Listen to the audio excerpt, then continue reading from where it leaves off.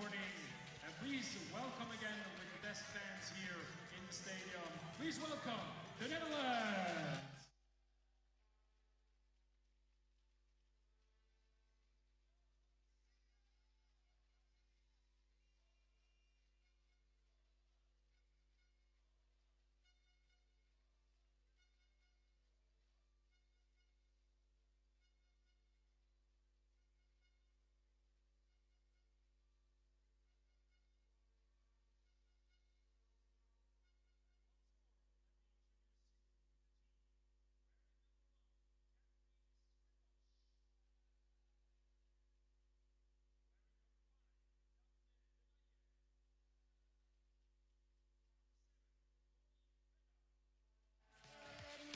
The captain for this game, number 21, Steen van Zon.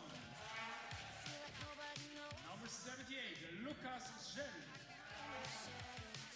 Number 2, Ilse van Kemenade. Sorry. Number 7, with the number 9, Tim Hare. Number 11, Richard Guspa. Number 14, Dennis van de Bomen.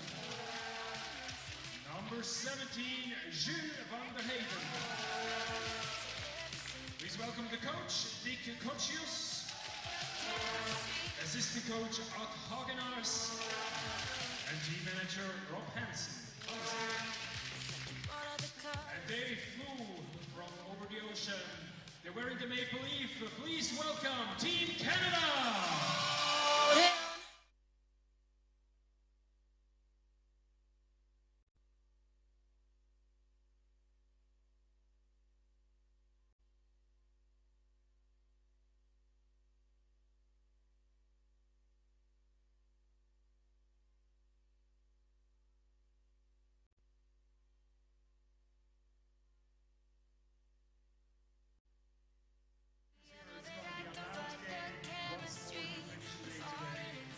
Introducing the team, number 17, Jaden Shaban. Number 19, Scott Haycock. Number 21, Ramin Ronak. Number 88, Johnson Wilson. Number 97, Nasib Ogo. Number 15, Ryan Bellamy.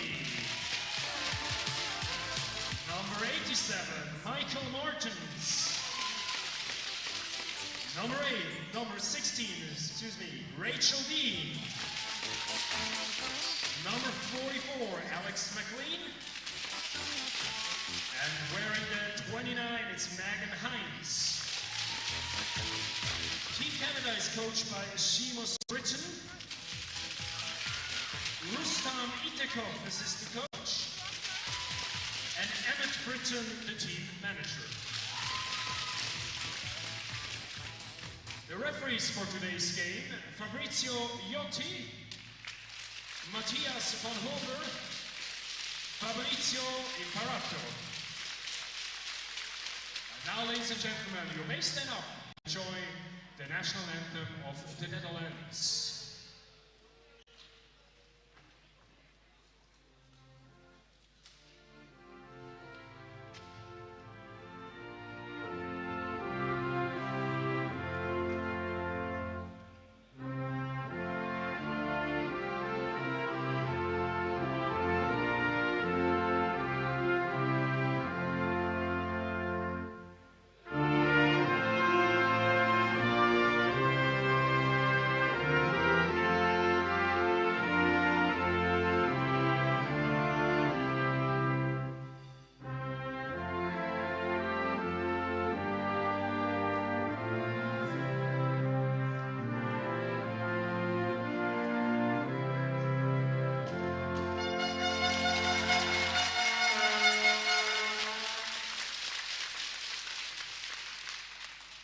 Please also enjoy the national anthem of Canada.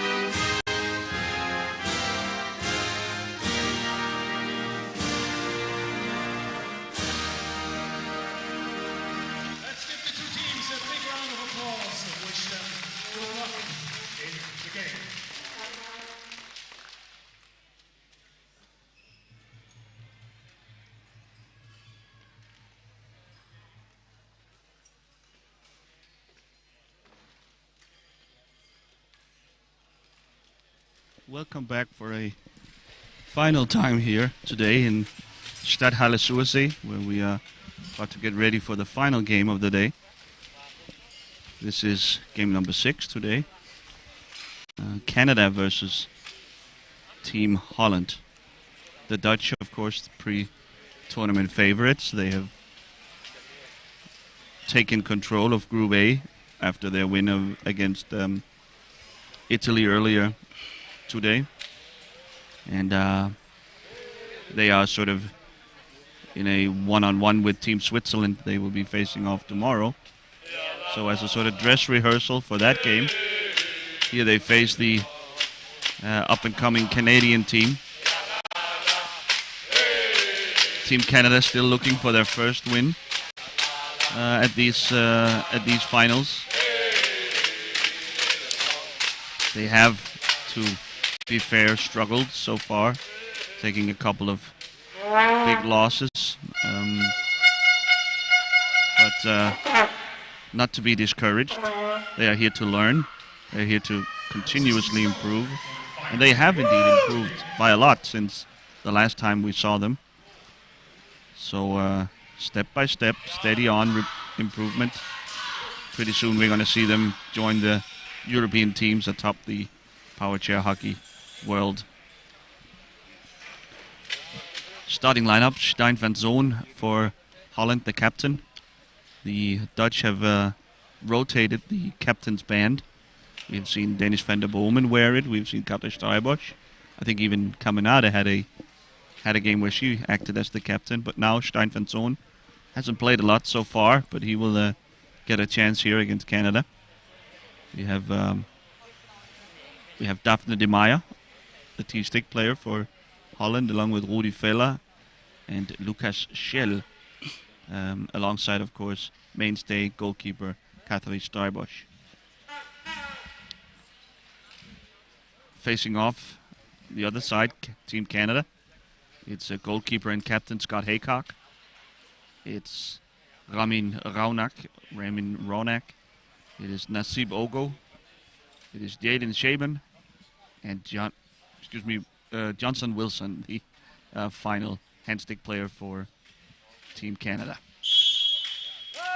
Alongside me, as always, is Jan Uniger, former Swiss international. Hey Jan, there. what are your expectations for this game? Just exactly what happened right now. Yeah. The Dutch, of course, major favorites for this game. No, I really hope Canada can fight in a little and put his teeth into the legs of or the wheels of the Dutch Yeah. team. But it's really that's a huge gap between those two teams. I mean, just like years and years of experience and just a young Canadian team. So I mean young, just like not experienced and not on this level. So yeah, It's maybe not a young team, but a young program. absolutely. Yeah, thanks. A young organization that have so much to learn. It's tough being a team like Canada, trying to pick up the game from so far away. Of course, the European teams have been doing this for a long while, and they know all the ins and outs, all the tricks. And Canada really only ever gets to play the European teams every 4 years or so during these World Cup matchups, and it's hard to develop a culture in a program. Nasibogo, though, searching for a weakness in the Dutch defense.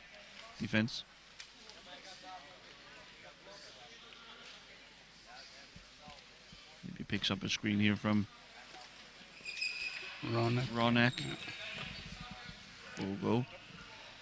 Still turned away by Schell.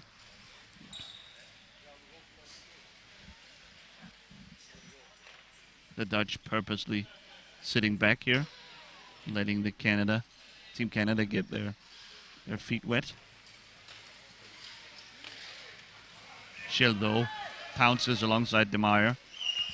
They win the ball, and it's Rudi Vella taking over the And I think the Dutch have had the ball for a combined something like 15 or 20 seconds, and they're all already scored 2 goals. Doesn't take a lot when you have great creativity from Fella and a hard, precise shot from Lucas Schell. Fella just gave Shell the time to make the drive behind the net, and then just waiting at the far post. Ronak gets a go here. With his special one stick of the handling there. Of course, dealing with his disease, the spasms, muscle spasms. Yes. And it gives him a rather unique style of play. Always love watching Ramin Ronak. He's fighting so hard, always in there. As Schell picks up his second.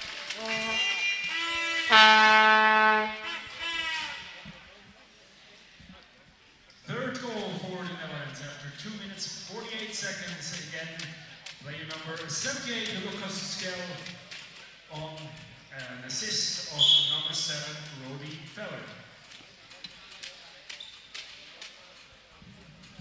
Ronak then.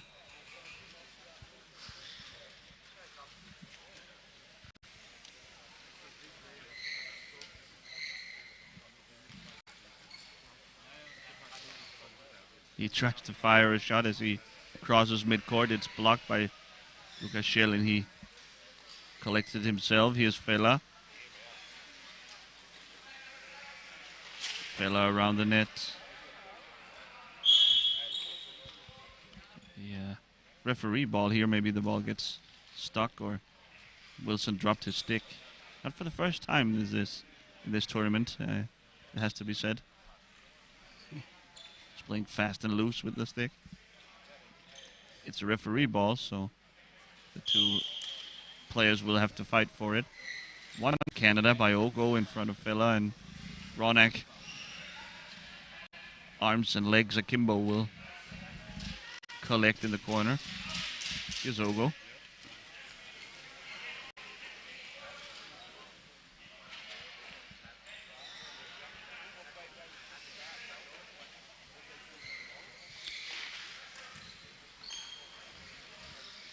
Very impressive how Schell also shields the ball so well.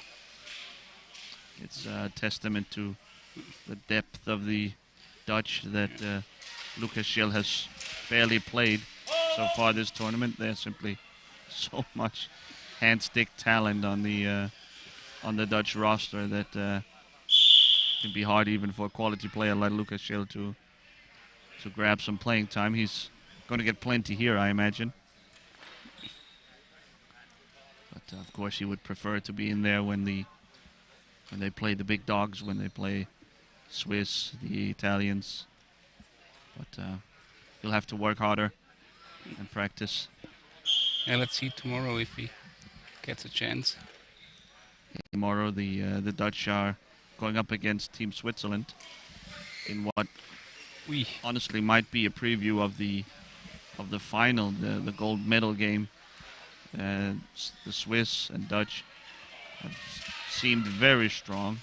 Save here by Haycock on the shot from Fella. And I wonder what the Dutch have in store for us tomorrow against the Swiss. We know the Swiss pretty well, but the Dutch, I think they might be caged. Might try to hide, keep some secrets for when they face the Swiss later on in the tournament.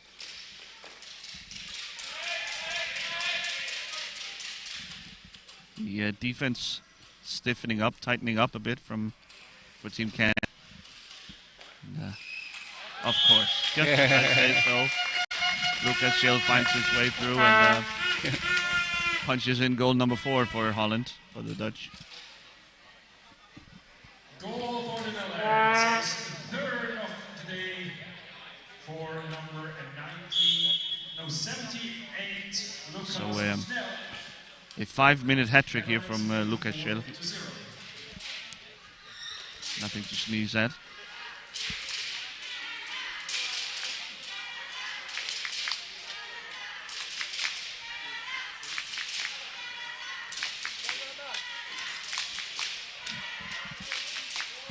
Filler and Shell now alone with Haycock. Yeah, there was no chance of stopping that.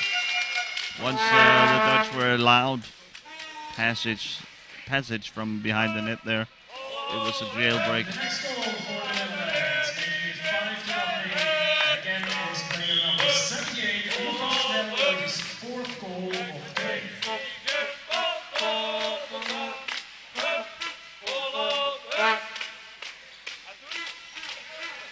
The Dutch getting closer to that 1 goal per minute pace we have seen a couple of times in this tournament in the early in games where the dominant team just keeps piling on. Usually it slows down a bit towards the end, but if anyone can keep up that pace, it's going to be the Dutch. Van Zoon to Villa. And some sort of screening violation, I think, called against the Dutch. We get our first substitution. In comes Megan Hines. And out goes Jaden Shaban. Onto the field with the number 29, Megan Hines, replacing number 16, Jaden Shaban. 5-6-27. So, Megan Hines subs in. That means that now actually there is a bit of experience for the Canadian team in there. 4 of the 5 players also took part in the 2018 World Cup down in Italy. 6 minutes and 39 seconds, scored by number 7, Ronnie Feller. Great show of his skills. Really. He's, really incredible skill play. Ooh, Ronak there. Almost. you saw him tip over yesterday, or was it the day before? But this time keeps all 6 wheels to the ground. Wow. Just easy passing and shooting. I mean, when it's way easier than it looks, this, folks. But once you can do it, you can keep doing it over and over again, and the Dutch can do this all day. His 5th goal of the match.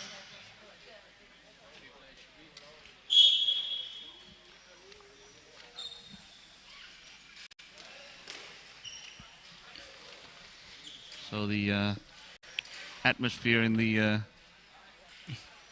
arena here has tempered down quite a bit. We just got finished watching the Spanish team, who have very active and loud fans. The Dutch fans here a little bit more measured. They can tell that the Dutch are going to win this game easily. Off the crossbar. They somehow call this a goal. Interesting. Well, the rebound ends up with the Feller, I thought, so he punched it in. Jan, shouldn't a shot on the crossbar be called a high ball? Yeah, like you said, you mentioned that in other game before, yeah. I also expected it's going to be a high ball, so yeah. I think that would have avoided the goal. Definitely. Little surprised by that. That might prove crucial in some of the later games during this tournament. Of course, it's not of huge importance here. The game already over in terms of the competitive portion of it.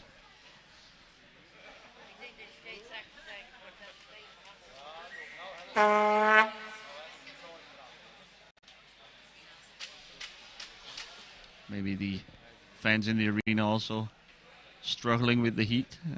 Yeah. Jan and I certainly. Can someone bring a fan down here, please? some ice chips maybe. It has gotten really, really hot in this arena. Of course, a heat wave washing over Central Europe, where Switzerland, no exception.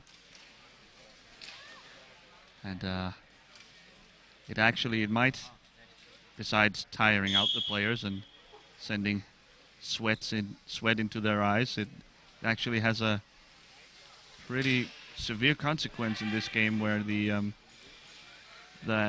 power chairs have a built-in heat fuse that will switch off the chair if it gets too hot. We saw last night the very active Danish T-stick defender Christopher Hansen multiple times had to restart his chair, had to leave the court to cool down the chair. I think a Spanish player as well had to last night, and so it's actually a bit of a concern that the temperature gets so high. And you'd imagine once we get to the finals and the semifinals, the arena will be filled with fans and a lot of activity going on, and of course a lot of driving around. You know, it's going to be intense and not a lot of standing still, so that could be an issue going forward. Number 78, Lucas, making it 9-0 for the Netherlands. Yeah, and I know from experience, you could put 10 ventilators on your wheelchair and it still would happen, because the engines can still get so warm. So yeah, not a lot to do about that. Like, yeah, huge risk to run, that all of a sudden at the worst possible time your chair gives out. That might force teams to rotate a little bit more to keep players fresh, first of all, but also to keep the chairs cool. Johnson Wilson here with the interception. Fella takes it back.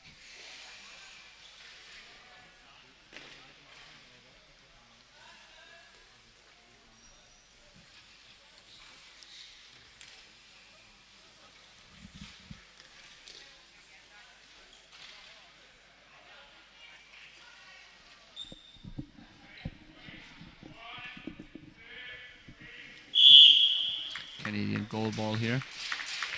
A rare turnover for the Dutch. And I see Ogo will try his hand attacking.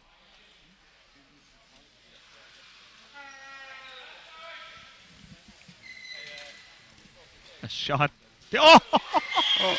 Deflected by Shell. This a high ball, surely. That was incredible. The shot from Ogo bounced off of Shell's stick and right in a beautiful, perfect arc into the goal. Way high, of course, the ball here. It was probably 2 meters into the air, but almost been nice. Able to pick up a goal here from Ogo with a little bit of a speculative shot from way down his own end of the court.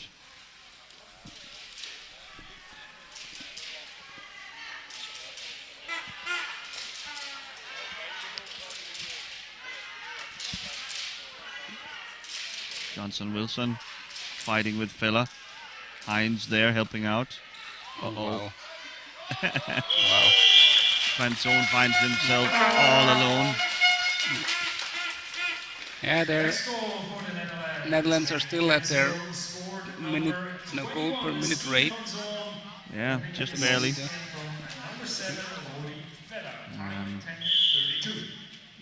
I mean, if the takeaway here tactically for the Canadians, once you decide on committing the entire team to keeping the Dutch behind the net,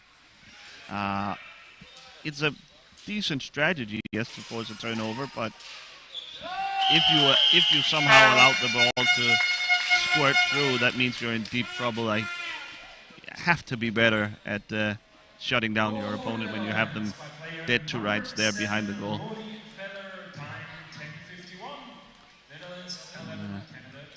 The Netherlands again to that 1 goal a minute pace. But in 9 seconds they'll have to score another one.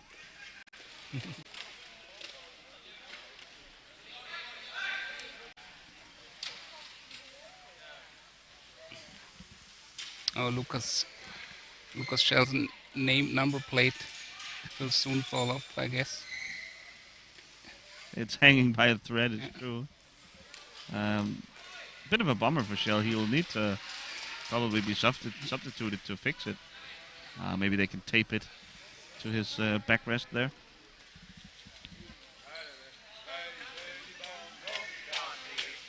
Maybe he can make it to halftime. This fella.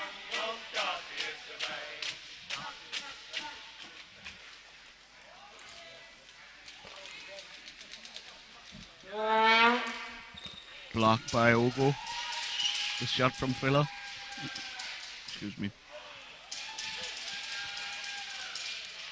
Even the Dutch fans are too tired or have too warm to sing here. Yes. All alone. Oy, oy, oy. Shell whips it way out of bounds. High ball, obviously.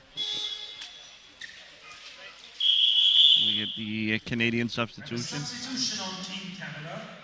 Going on to the pitch, number 16, Rachel Dean, replacing number 88, Johnson Wilson. Johnson Wilson will leave the court, and in comes Rachel Dean. Time 12:03. Jules van der Heyden gets also ready for a little shift in this game.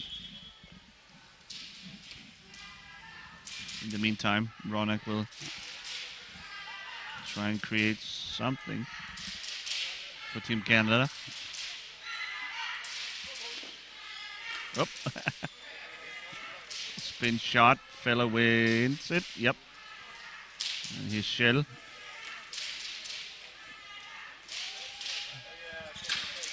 Van Zoon back to Shell with his crooked number plate.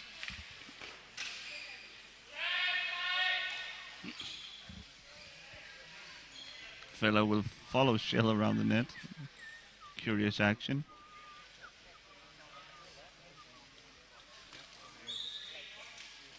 Shell. Fella. Shot. Score.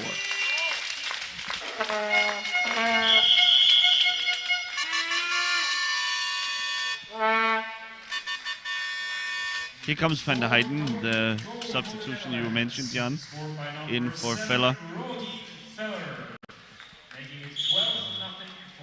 Very happy to see Van der Heyden in the getting back in the game, because the last time we saw him, he had to leave the court in the game against Italy, holding his leg. He suffers from a disease that gives him very brittle bones and doesn't take a lot of contact to actually fracture his bones. So I was afraid that was what happened there, but certainly he wouldn't play with a broken bone. So I guess we can conclude that he's okay. Oh, finds the back of the net here.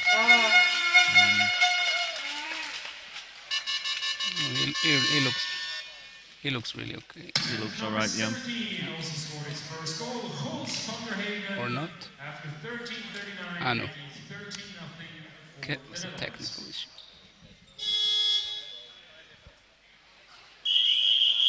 Timeout, the Netherlands, after 13:39. So with a bit over 6 minutes to go in the first half, the Dutch will make use of their timeout in this half. So I think it's more refreshing timeout. We have seen about this time in games where the score has been this lopsided, the team ahead would call a timeout and then maybe change strategies, trying to do something a little more creative go away from their main strategy and maybe set up a T-stick player for a goal or something to that effect.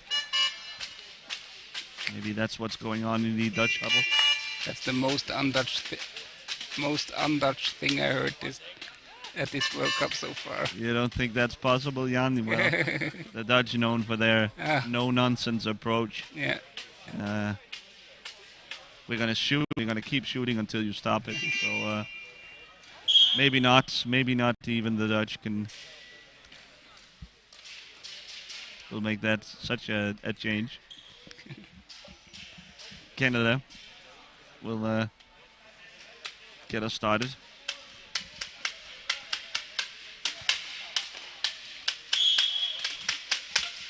Yeah, and I mean, I didn't mean it disrespectful. It's just that the Dutch are not really are really a team that is strong on their hand stick. So actually, you don't see a lot of T-stick action or like, yeah, their T-sticks, they don't need to be around the ball because they always have at least two strong, skilled players around the ball. So yeah, the primary job of the T-stick in Holland is definitely not to be around the balls, but to just create space and with screens and open shooting and passing lanes. As well as defense, of course. The T-stick players are key. They are almost as good as the hand stick players on defense. The ball's stuck underneath. I think Rachel Dean. The Mexican wave going here in the arena. The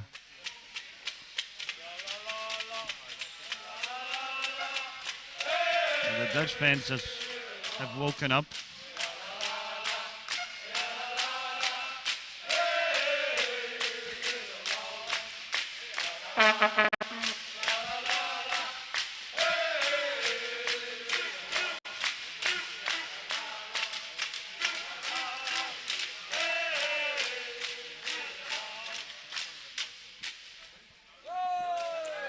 Did it for the camera.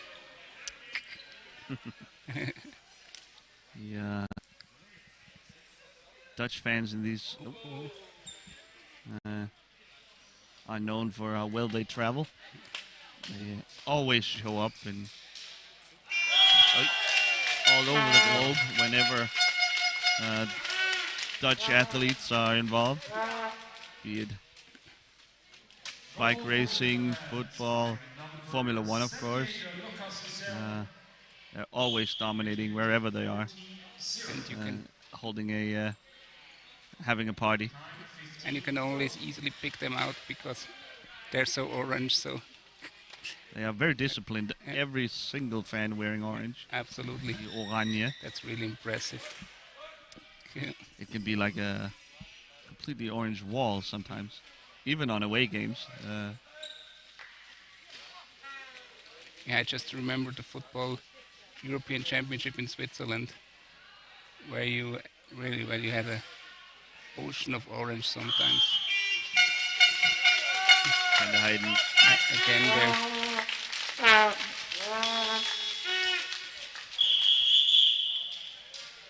We will have yet another substitution. Out goes Lucas Schill. And then comes the Bowman, Van der Heiden's teammate in GP Bulls. 17 Roels van der Heijden, making it 15-0 for the Netherlands after 16-14. And new on the pitch for the Netherlands with the number Earlier this tournament we saw Denmark beating Australia 32-0. The Dutch is on pace to beat that record. See if they keep up the pace or if they let up slightly. Yeah, I hope they slow down a bit. But yeah, I mean, all the power chair hockey players watching this stream, I think most of us remember our beginnings, so we all started with those results. I mean, yeah, you have to learn, you have to experiences, and yeah, losses are a big thing of the experience in the beginning. Nice. Gives you some hair on your chest, and it's almost a rite of passage for a young program, such as the Canadian one, such as your Swiss one, Jan, when you got started, that you always start out being beat by Holland. Yeah. The Netherlands will just show no mercy, and they are always so excellent teams that they really you really have no chance of really even competing with them when you're getting started. Absolutely. So much to learn. Yeah, my first international appearance was against Holland, and we lost 22-1. So yeah, that might even be considered a pretty good result, scoring wise at least. Yeah, at least. I remember the goal by Roman Scherer, ex-player from Bern, really from the middle line, just trying his luck. He tried it a few times. Much like Olgo did here. Yeah, absolutely. And he was the only guy in our team that had a sports chair. Okay, you were all playing your everyday chair? Yeah. Yep. And the rest. Yeah, and he really had this nice black turbo twist, the first or second version of it. Yeah. And it was really, yeah, that was quite something back then. And that was like a kid's birthday when he got it, so really, really nice. Like I remember it really so well. And I mean at this World Championship, European Championship, we lost against Belgium with a really high margin, and also I think against Italy. So yeah. Yeah, those first years are tough on the psyche, but if you can hang on through them, it only gets better. Speaking of sports chairs, the Canadian teams are all, except maybe for Scott Haycock, playing in their in sports chairs. That's a big difference from the last time, 4 years ago, when, as you described, many of the players were playing in their everyday chair, the chair they use privately around the house. And of course, that the performance on those chairs aren't nearly as good. And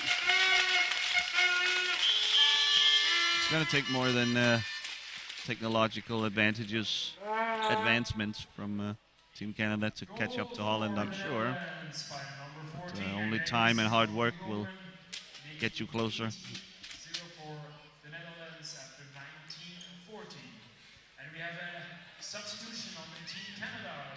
What's your recommendation, Jan, for a young, struggling program like the Canadian?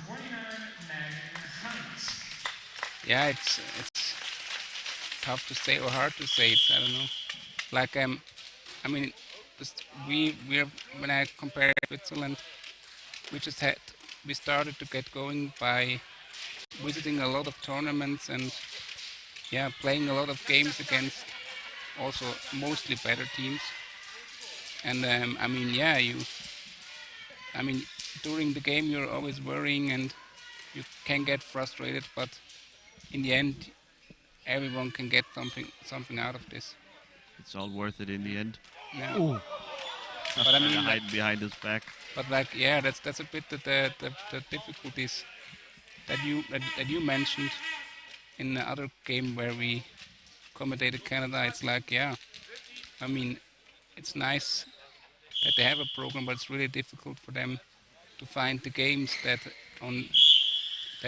are like where they can compete against teams that are better, but like not like better, not like that much better than Holland, but maybe on their level a bit. Yeah, maybe a bit better, and I mean that's really difficult for them. The first half coming to an end here. It's 18-0 in 20 minutes of action. It's owing to the large difference in talent between the two teams and experience and all that kind of stuff Jan was talking about. we'll rest up, cool down now for the next 9 or so minutes, and we will be back with you for the second half.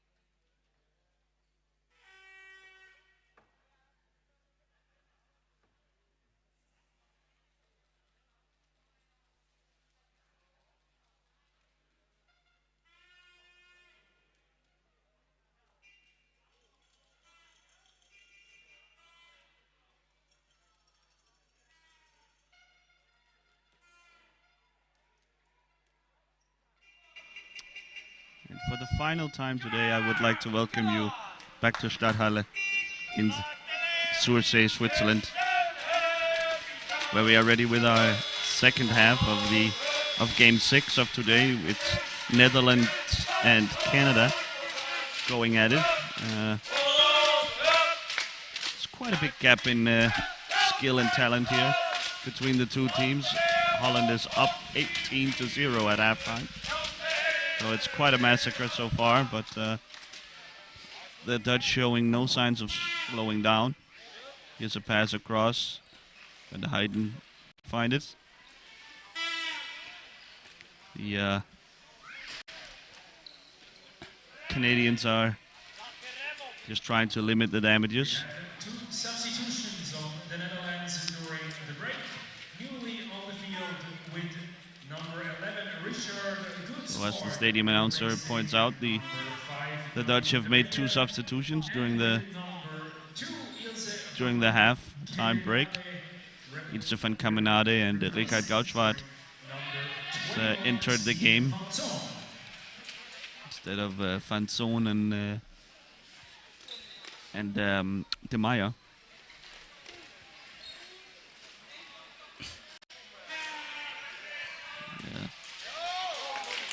Wow. What a slash. Absolute reckless abandon. Ronak. Oh no. Somehow the ball snuck in. Was it a tasty goal? I'm not quite sure. Was that Richard? I guess so, like from his reaction. Let's see. 2 points, says the fans behind us. That might be Richard.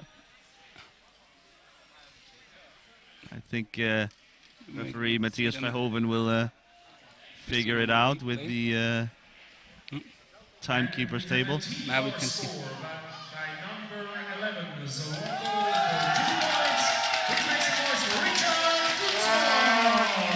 And now, as if things couldn't get any worse for the Canadians, they give up a T-stick goal. Looked a little weird. I didn't quite see what happened, but somehow Goudswaard, number 11, was able to poke it through. In power chair hockey, a T-stick goal is rewarded with 2 points. So the lead up to 20 now.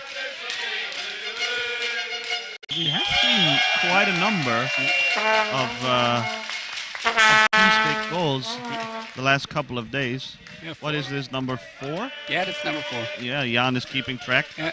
Jan, a T-stick player himself. So he's keeping notes on that by 4 different players. Yeah, this club is growing.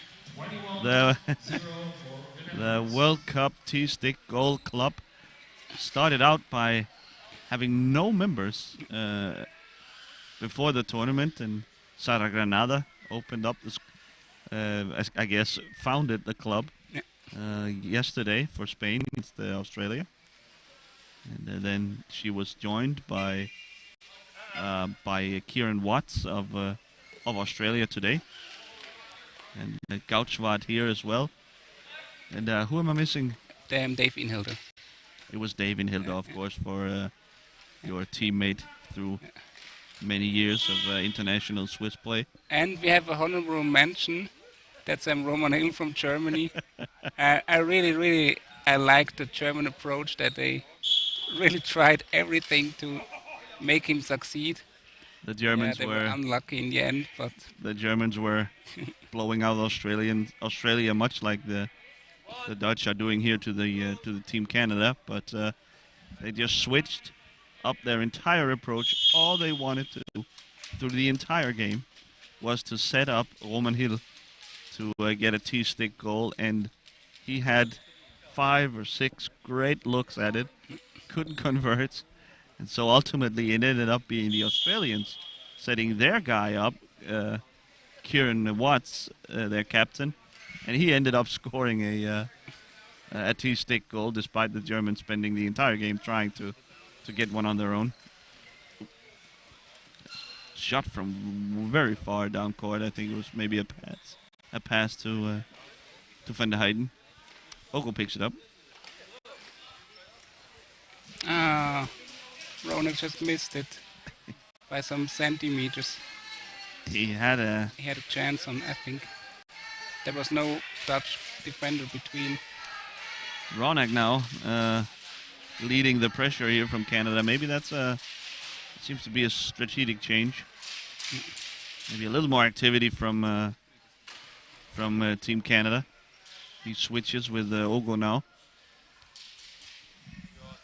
And remember, for Canada, this is all about improving as a team, as a program. They obviously did not ever hope to beat the Dutch. They know they are completely outclassed. But they're going to have a placement game later. Probably the 9-10 match, in all likelihood, against Australia. Though nothing's for certain yet, but it'll be a rematch of the same game 4 years ago in Italy, where the Canadians did come out on top despite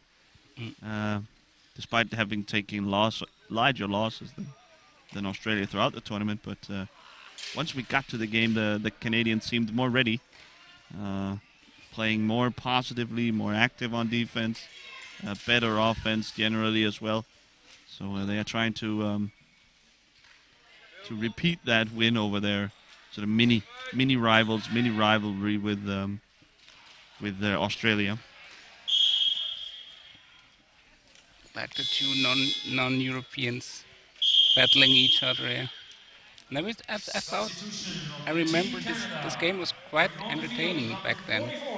I definitely had a great time. I was doing the live commentary as well for that game, and it was really interesting to see a clash of style, and to see the teams when they got a little space, a little air, a little space to play. It was quite interesting to see what they were really all about. I wish we would see more of that the tournament structure would lead to more such games. The pass from the Bowman to Caminade, who turns it in with the backhand. I don't know if this is normal on every team. Jan, maybe you can help me out here, but I know the Danes have a prize every time a new player scores with the backhand. They must buy a round of beers for the team. Caminade has been with the Dutch for many years, so this is certainly not her first backhand goal, but it's a little extra something when you score by the backhand. Generally most players' strongest shot is with the forehand. That explains a lot about the Danes. Here's a penalty for Team Holland. Van der Bowman with the biggest chance in the game to make it 23-0. Scott Haycock will try and stop him. Can't. Bowman. Clinical finish from Van der Bowman to make it 23-0. And I have to add, just about what you said, that they have to buy a 6-pack of beer, you said, or what? Yeah. Yeah, any debut backhand goal requires a round of beer for the team. I don't know, I mean, like, if the Swiss coach, our assistant coach Rafael Mattis is listening, and if he does, like, I can assure you, he would not appreciate when we would celebrate backhand goals with alcohol or like with beer. So maybe we have to think of something else. Since the introduction of that little rule or tradition, alcohol has been banned in the Danish camp as well. So they are actually keeping score. They're keeping a running tab open, and they will settle after the tournament at the team party, I think. So yeah. I think Katrine Jensen, for example, has already a long list of that kind of debt, I guess. Okay. Scoring both her first goal and her first backhand goal in the game against Australia earlier in the tournament. Well, enough about drunk Danes. back to the game. Danish van der Bomen making it 24-0. And really they are just, I guess maybe they're shooting for the record of this tournament. Denmark beat Australia 32-0.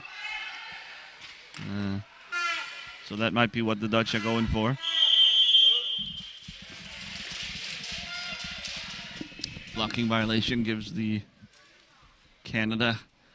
Canadians a free ball here. They can shoot directly if they wish. My guess is they do wish. I think that's the longest time that the Canadians are in the Dutch defensive zone. Offensive zone, yes. They're in their offensive zone, yeah. Oh. Oh, no. Some sort of violation. I think the ball didn't even touch Alex McLean, and you can't play the ball without a teammate touching it. You can shoot it directly, but you cannot you cannot tip it off and then just regain it. That's not possible.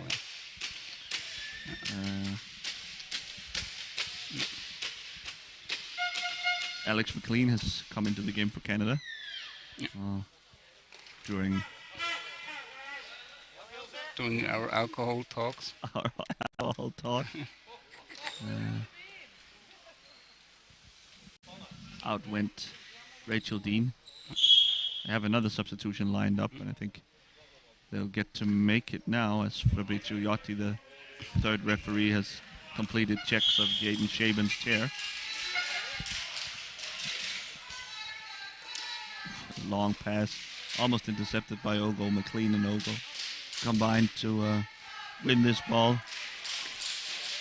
Yeah, the Dutch really took a lot of speed out of it.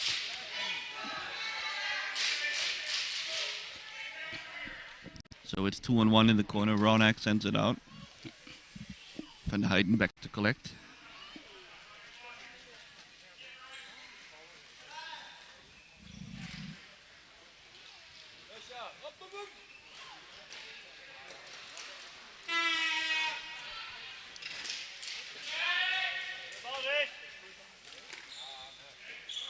Van der Bomen with a snappy backhand pass towards Van der Heijden.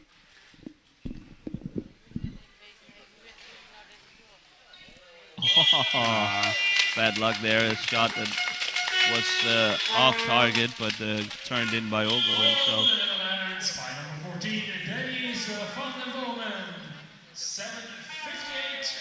We'll call that a Van der Bomen goal. Fair Ogo of the own goal. Jaden Shaban. I'm guessing could be French. Shaban. Shaban. I'm going with Shaban. Enters the game.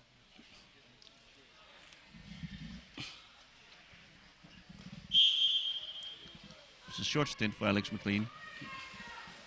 Yeah. Who were also with the team in 2018 when we last saw the Canadians.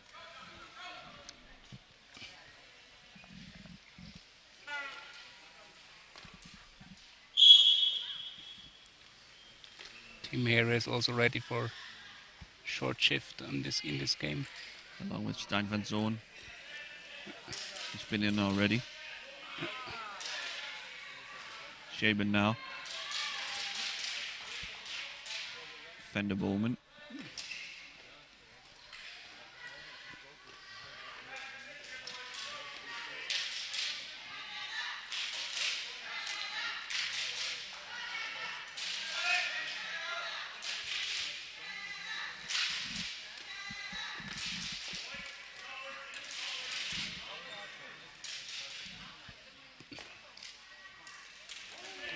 Blocked by Rone. Wow. He can get a counterattack going here by himself. He has Ogo on top, up top if he wants him. He tries to connect. Sort of blocking violation here. It was a nice try here from the two Canadian handstick players trying to link up for a shot on goal. So in comes Stein van Zoon Nine, Team and Here coming Tim onto the Here field for number 14, Dennis van de Bomen. in for Van der Bomen and Van der Heijden.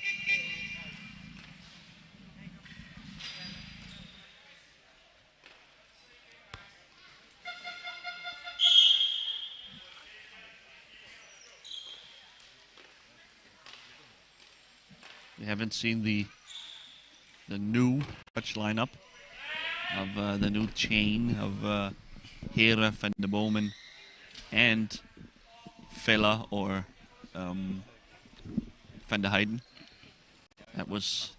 We got a glimpse of that during the Italy game. Van der Bomen has been reclassified from 4 classification points down to 3.5, which opens up a new list of possibilities, a new lineup for the Dutch. If they bring in Strijbos and Gauschwatz, who only counts for half a point each, they can get an amazing amount of hand-stick talent on the court at the same time with Here, Van der Bomen, and either of Vella or Van der Heijden. Here goes Here around the net. Haycock there to stop him.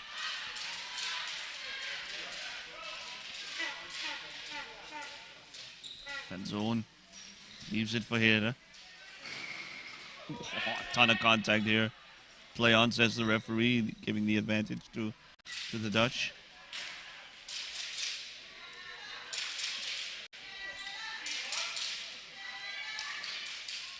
There behind, there's a big gap. Go back the other way. He just sends it deep into the Dutch defensive zone. Always on the edge of control is Ramin Ronak. Whoop.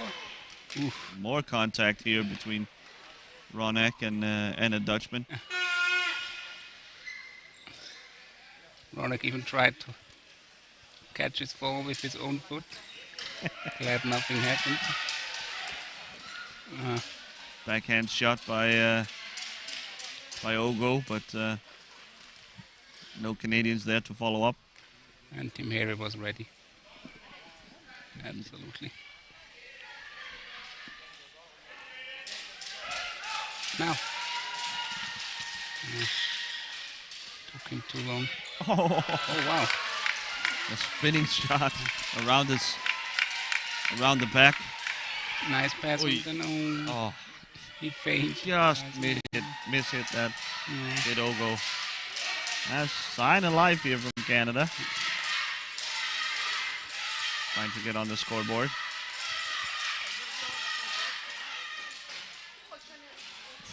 Ton of contact in front. Clear that the renewed confidence from the Canadians after getting a couple of shots on goal. Doesn't take a whole lot to turn that frown upside down. Oh. Canada defending well.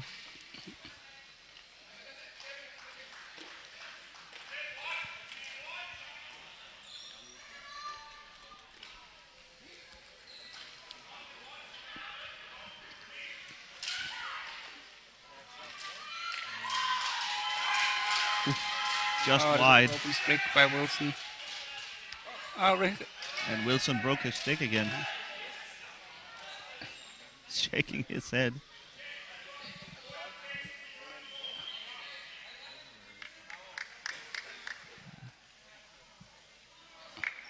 I think he'd be better off getting rid of it, but you can't throw your equipment. Now he does, though.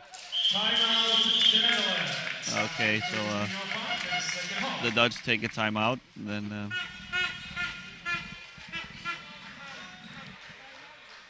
Johnson Wilson knows what to put on his wish list for his upcoming birthday. He needs another stick.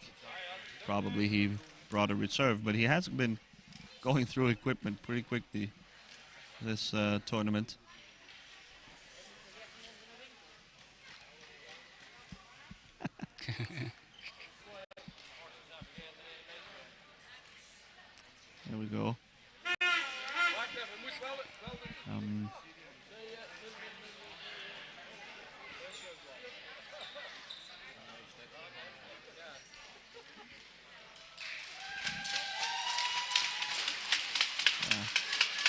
Dutch not even huddling up on the bench here during that timeout. It seemed like it was almost to help Wilson out.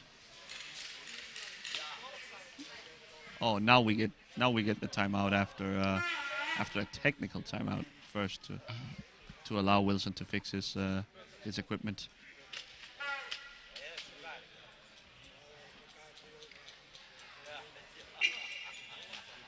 So 7 minutes to go. The Dutch need to will have to return to their 1 goal a minute pace in order to beat the Danes' record of 32-0 that they got in the opening game against Australia.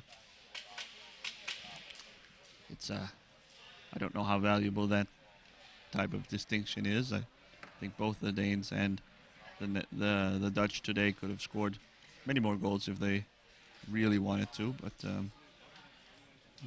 nevertheless, it's a spot in the history books.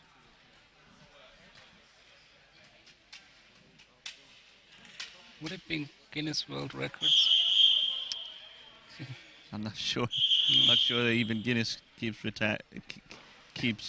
tabs on PCA results. I know I heard about the result, like 43-1 or something. But I don't remember where it was. But yeah, and it was not on the international display. But like, I think that's the highest that I ever heard. My highest loss was 25-5. Okay. Ah, no, it was 22-1 because that's 21 goals. Yeah, the gap was even bigger. Yeah. Fella has entered the game instead of coming out. No, he missed it. Oh, Bronak missed it again. Come on. Back to Wilson. New stick and all. Fella shot. Kept out by Ogo. And sent high. High ball. Yeah. That's 4.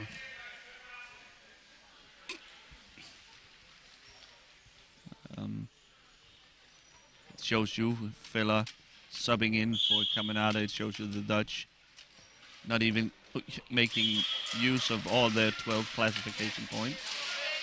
They were at 9 at one point, I noticed. So I think now they're up to 11 maybe. They still have 1 to work with.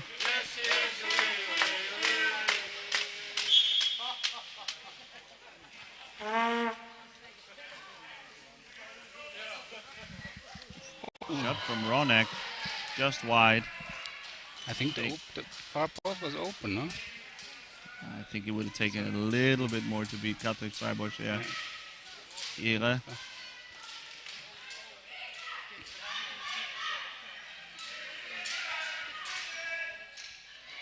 Oh! Somehow over the net. Johnson Wilson That's not gives his it a whack, shakes his head, he knew that was high. own stick, I guess. Yeah, it might not be his own stick, so kept out by Haycock. Oh,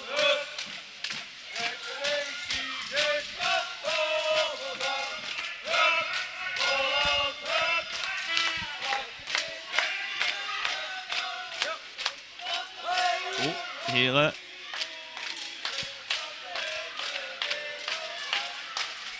Out to Van Schoen.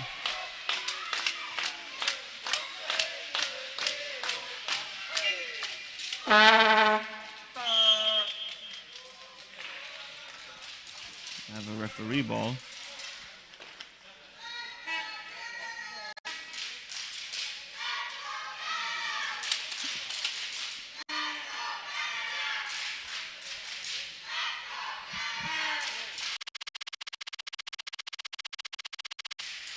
Fela wins it with the backhand.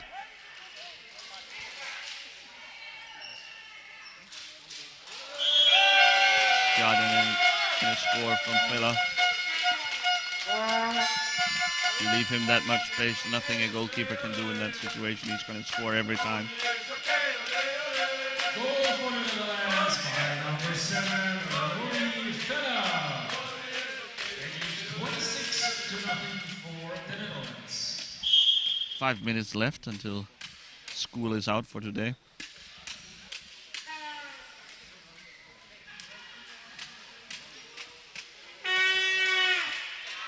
Oh, Ronek gets by multiple Dutch defenders, but ultimately Fellain here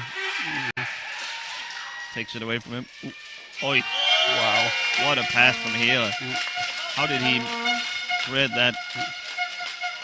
I have no Goal clue. for the Netherlands, again by number 7, Rodi Feller. Magician here. 27-0 for the Netherlands, 15-30. So in a lopsided game like this, we can start bringing you some advertisements for... Oh, nice tackle here by Ogo. We can bring you some advertisements for the games tomorrow. We start off once again at 9:30 with Italy versus Canada. So Canada will have to... It's going to be a quick turnaround for Canada. They will have to get ready early morning against another top team in Italy.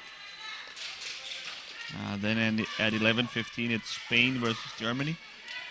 Spain showed more life than I expected, and than most expected at least, against Finland earlier today. So it'll be interesting to see if they can do anything about the Germans. Then the headline match at 1 o'clock. It's the hometown Swiss against these Dutch players.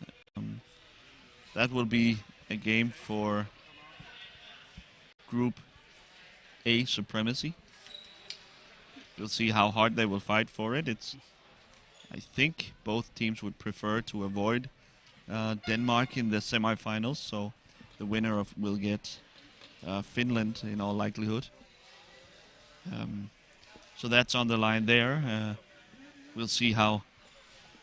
Also, of course, bragging rights is always on the line, and there's a bit of a rivalry, I think, developing between Swiss and the Dutch.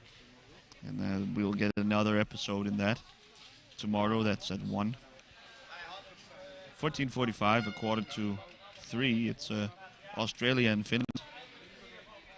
Australia looking for their first win of World Cup competition.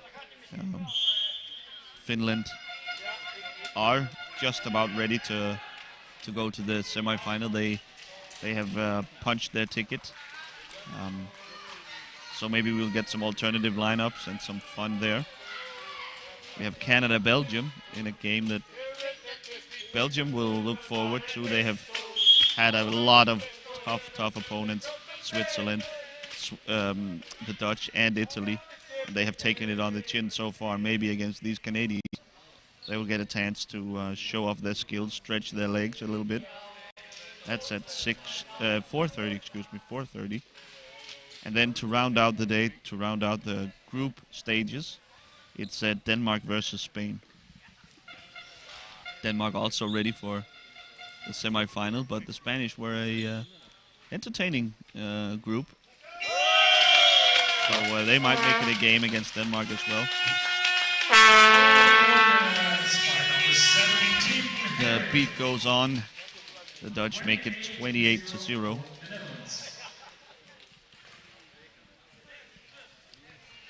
So tomorrow, Friday, marks the end of the group stages, and with both sets of semifinal spots already decided. We are looking forward to Saturday when we will see games between number 3 and 4 of each group, and of course the semifinals. The semifinals begins at 2 and 4:15 as well. So the game's a little more spaced out on Saturday. As they're on the platform. Sorry. Yeah. They will make a Gauswart again. Gauswart with another goal. So he has to create his own club now. I guess he found the booty stick goals club. Oh man. Oh, nice, really. And, Richard Goswat, such a nice guy, enthusiastic. Always, just truly loves this game, and to see him have a little success here, personal success as well. Well, it's a bit of good news coming out of this game. Yeah, it's a pleasure to see, definitely. And he also, obviously, his goals counts double. Uh-oh, Ogo back the other way, shot! Hey! He snuck it in underneath Strybosch. Looked like Strybosch had saved it, but it just snuck in. But the Dutch players are laughing here. Team Canada gets on the scoreboard. Beautiful stuff here by Ogo. He takes a shot from far out, and the ball just sneaks in. The Canadian fans are going crazy. Even the Dutch fans are joining the fun here. Oh, shot from Fela, saved by Haycock. The arena announcer is quite happy about that goal. Yes, I think that's a unanimous feeling in the crowd. Canada finally getting on the board.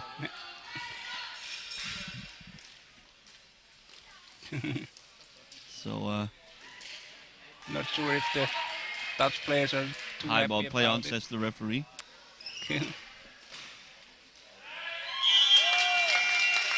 Goal crease area. Goalkeeper's So area, sorry. No.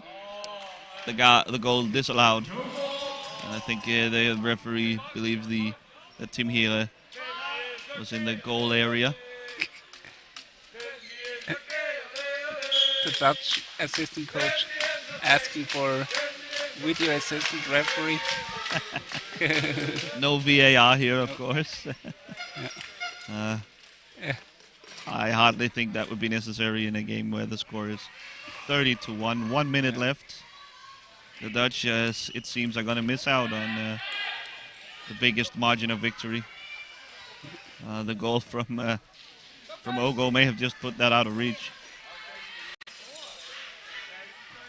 Yeah.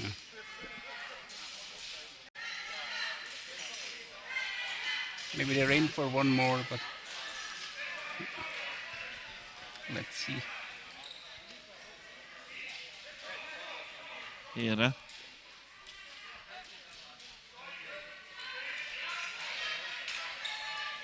Shut down by Shaban. Nice job.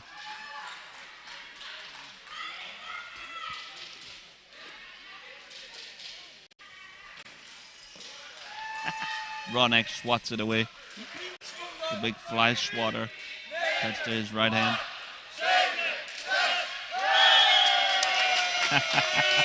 The Dutch counting down the game clock, and Fela gets the drift. He rewards them with a goal number 31. Well, I guess not 31. I guess it's been only 29 goals, but Richard Gauswad's 2 scores counts double. 29 times Scott Haycock has been passed for Canada. That ends the game here. A bit of a slog, a little bit of a long walk, but little excitement here at the end. Double goals from Richard Gauswad, the all-time top-scoring T-stick player in World Cup history, and of course Canada opening their account as well late early on by Nasib Ogo sneaking a shot by Patrick Strybosch. I think it's high time for me and Jan Oninger to bid you farewell. Thanks so much for watching. I hope you'll join us again tomorrow morning, 9:30, Italy versus these same Canadians. Until then, so long and thanks for watching. Have a great evening. Bye-bye.